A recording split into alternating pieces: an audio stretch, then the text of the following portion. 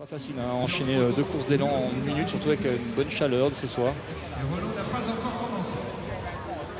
Allez, on est sur le coup encore de cette belle performance d'Amantel Moncho sur 400, sur ce 1500 incroyable avec Asbel qui propre et Mo Farah. Et voici le 800 mètres homme. Alors on attend bien sûr plein de Français ce soir. On parle de Renaud Lavillenie déjà depuis une demi-heure et de son frère Valentin. Mais que dire de Pierre-Ambroise Boss? Et si Pierre-Ambroise Boss accrochait sa première victoire, sa première grande victoire au niveau mondial, on va dire, en tout cas dans une ligue de diamants, ce serait exceptionnel. Eh oui, il en est pas loin, il en est pas loin. Tyler Mulder, l'américain, sera dans ce 800 hommes avec Kevin Lopez, l'espagnol. Timothy Kitoum, le Kenyan, qui a déjà couru en 1:42,53. Donc capable évidemment d'aller très vite. Timothy Kitoum. Rafit Rodriguez, le Colombien, 1:44,70 cette saison. Et puis on se rapproche petit à petit des favoris. Marcin Lewandowski, le Polonais, 4e à Daegu lors des derniers championnats du monde en 2011. Ferguson Rotich, le Kenyan, 1:44,38 cette saison.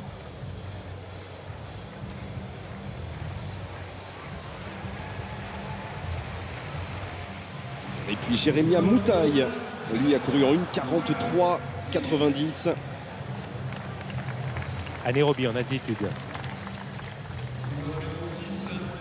Et le voilà, Pierre-Ambroise Boss. Voilà, le champion d'Europe espoir à Tampere, qui a couru en 1:43,91 cette saison, qui vient de faire une grosse semaine d'entraînement avec des côtes encore au programme. Même s'il a battu ses records, nous disait-il cet après-midi, le protégé de Bruno Gagère.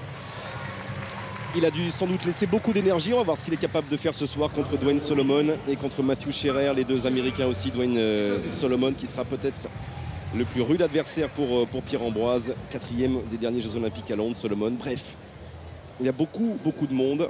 Grégoire, j'ai discuté avec Bruno Gagère tout à l'heure. C'était Pierre-Ambroise, c'était un peu plein effectivement de sa grosse séance d'entraînement cette semaine. On va laisser partir. Et Bruno Gagère m'a confirmé qu'en fait, eh bien, ça n'avait pas été si dur que ça et qu'il est en très grande forme. Pas facile de préparer un championnat du monde et courir les meetings alors que les dates se rapprochent. C'est normal d'avoir fait un pic d'entraînement, une remise de musculation un peu spécifique en côte. Maintenant, on va voir comment il a digéré cette séance. Ouais, c'était des belles séances quand même, on les connaît. Tous les athlètes qui travaillent à l'INSEP, il y en a eu quelques générations, la connaissent, cette fameuse côte à Vincennes. Oh oui. Elle a fait monter de l'acide lactique dans quelques mollets depuis quelques années. Bref, il a battu son record cette semaine en côte. Et il est pour l'instant en 5e position, Pierre-Ambroise Boss. Légèrement gêné avec une petite bousculade devant lui, mais bon, sans incidence. Et c'est Matthew Scherer qui emmène tout le monde. L'Américain. Matthew Scherer devant Salomon, qui lui est très facile, l'Américain. Ouais, il devait passer en 49,5, il passe en 49,66. Solomon est bien, Moutaï en 2e position et Pierre-Ambroise bien calé en 4e position. Il nous l'avait dit, hein, je ne vais pas faire comme à Lausanne où j'étais parti devant. Non, c'est parfaitement, il est placé idéalement pour pouvoir répondre et attaquer si ses jambes le permettent. Il semble un petit peu contracter la tête dans les épaules. Est-ce qu'il va pouvoir se dégager de... Et il suit bien l'attaque de Rodriguez là, pour l'instant. Il est enfermé. Solomon devant. Lewandowski est passé aussi devant Pierre-Ambroise Boss qui va peut-être prendre la foulée justement du Polonais. Solomon devant. Alors il a changé de rythme, Pierre-Ambroise, il a changé de rythme et il attaque et il change de braquet à l'entame de la dernière ligne droite pour débouler en 2e position. Ça va être dur d'aller chercher Solomon. Et il fait l'extérieur, Pierre-Ambroise. Oh, s'il pouvait y aller. Avec Lopez qui revient, Solomon qui résiste et Pierre-Ambroise qui va échouer à 50 cm. Encore deuxième. 1:43,73. Record personnel. Pour Dwayne Solomon. Et sans doute record perso effectivement parce que c'était 1:43,91 aussi pour Pierre-Ambroise Boss. Et ben en l'absence de Rudisha qui est blessé cette saison, en l'absence d'Aman ce soir, il y a encore des concurrents. Pierre-Ambroise et Solomon en fera partie dans 3 semaines à Moscou. Solomon c'était tout simplement le meilleur performant mondial hein, en arrivant, ça le reste ce soir, ça reste le patron un peu de la discipline pour l'instant, mais juste derrière lui c'est Pierre-Ambroise Boss, c'est clair et net qu'il est capable de se placer sur des courses tactiques et malgré cette course, à un moment donné il reste enfermé, il est obligé de ralentir, de passer sur l'extérieur pour pouvoir réaccélérer, donc ça montre que c'est pas une course parfaite et malgré tout il fait son corps personnel.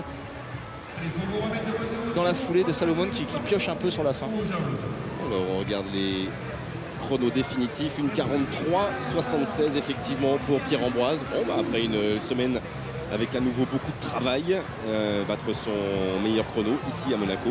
C'est parfait pour lui et pour la confiance. De toute façon, on va l'écouter Pierre-Ambroise dans quelques secondes au micro de Marc. Et la victoire donc pour celui qui avait la pire des places lors de la finale des derniers Jeux Olympiques, Dwayne Solomon, 4e.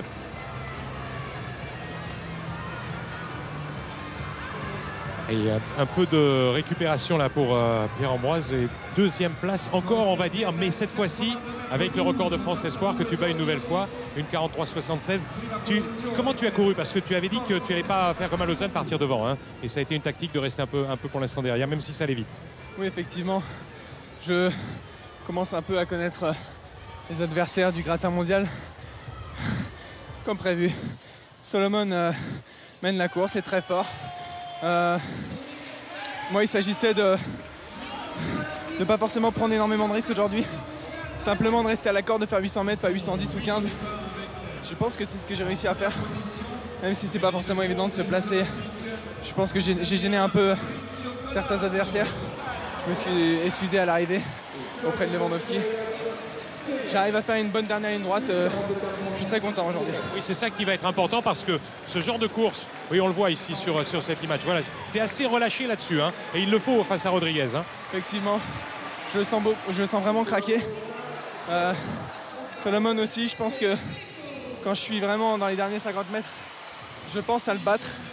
Mais il me sent arriver comme un fauve et trop fort pour moi aujourd'hui. C'est bon les séances de côte du coup, hein, ça a du bon. Hein. Putain, vous avez les bonnes infos apparemment. Je vais vous lâcher parce que je vais pas tarder à lâcher tout ce que j'ai intérieurement.